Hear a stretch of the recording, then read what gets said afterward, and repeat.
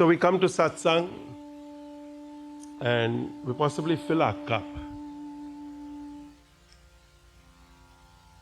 The cup is to be drunk from. The cup has to be drunk from so that more could be filled. But probably oftentimes we just keep filling the cup. There's a Zen story where the cup fills up, the saucer fills up, flows onto the table and keeps flowing. And the person says, "Stop." And so the Zen master says, "Okay, this is what are you doing? Don't you see the cup is full, saucer's full, table all over the floor." So the Zen master says, "You're already full of notions, full of ideas, full of Google today." Every doctor here will probably tell you that the patient already comes filled, armed with information. And when the doctor says, he says, no, Google says. The doctor says, "I am here." He says, no, Google says. So the Zen master says, first become empty or drink, imbibe, live it, practice it, digest it. And then when you come back, there's some space. So we come to satsang, our cup is full, probably from the Sunday before, lifetimes before. We haven't digested, we haven't understood, we haven't sorted it out, we haven't figured it out, and we want more. So next year, it will be 50 years from when Baba Muktananda came here to the United States for the first time in August of 1970. For Devyani, it will be 40 years of living in the ashram. And for me, it will be 40 years of having become a Swami and living this life, doing this work, starting to give talks once a month, once every 15 days, once a week, sometimes every day. And then thinking often when you come, what to say? What do you say? The audience already has read many books, the audience already has heard a lot. And now, 40 years later, you think, okay, how do I say the teachings, share in a way that's real for me? Because I often think to myself, what most of us are tape recorders, are CD players. We just take information, we gather it in some form or another, and we just... Most social media that I see is simply forwards. Rarely do I see somebody take the time to conjure in their mind those thoughts they may have read from whoever. Understand for themselves, what does it mean? How do I apply it? How do I use it?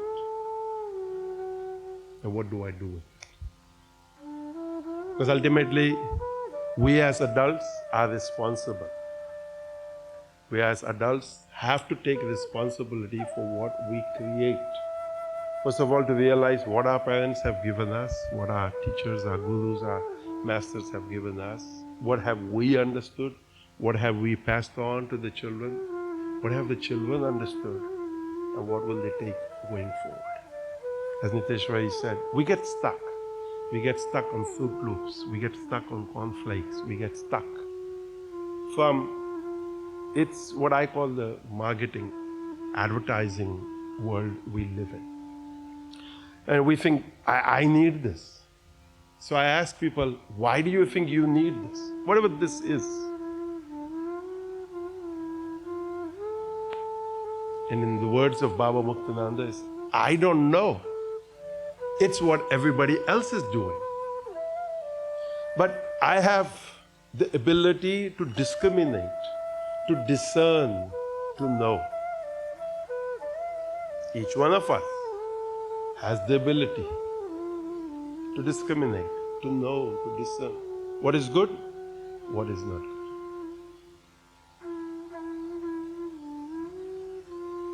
A bee and a dung beetle become friends. I don't know if this happens or not, but in our story, it does. A bee and a dung beetle become friends. A dung beetle lives in dung. And a bee, for those who were here last week or 2 weeks ago, bee flies from flower to flower seeking nectar. The dung beetle one day invites the bee for a meal. And the bee ends up in the dung, in the poop. And as it's there with the dung beetle, it begins to think to itself, how did I end up here? I eat nectar. I drink nectar. I source nectar. But it realizes that I am in the wrong company. I should take the dung beetle to the flower. Instead of having come here to the poop, to the dung, I should tell the dung beetle, come with me to the flower. So, as we all do, we tell them, well, come to my house. Let me cook a meal for you. So the friend says, okay, we make a date, we make an appointment, we'll come, we'll meet. So the dung beetle takes up the bee on its invitation. And the dung beetle is on a flower. The bee is sharing, as Niteshwari just said, how to experience the nectar on its palate, because it's used to poop. Fruit Loops, cornflakes, whatever it is. And here we have, a varied plate. So as the dung beetle is experiencing the nectar, a priest comes, plucks the flower, and does what with it? Takes it to the temple and places it at the feet of the Lord.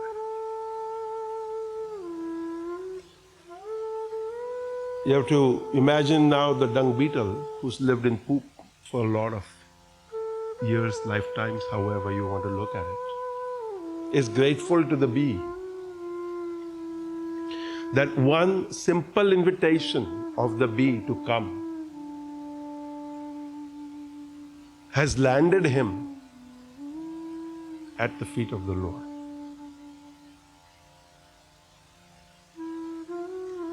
So he thanks the bee.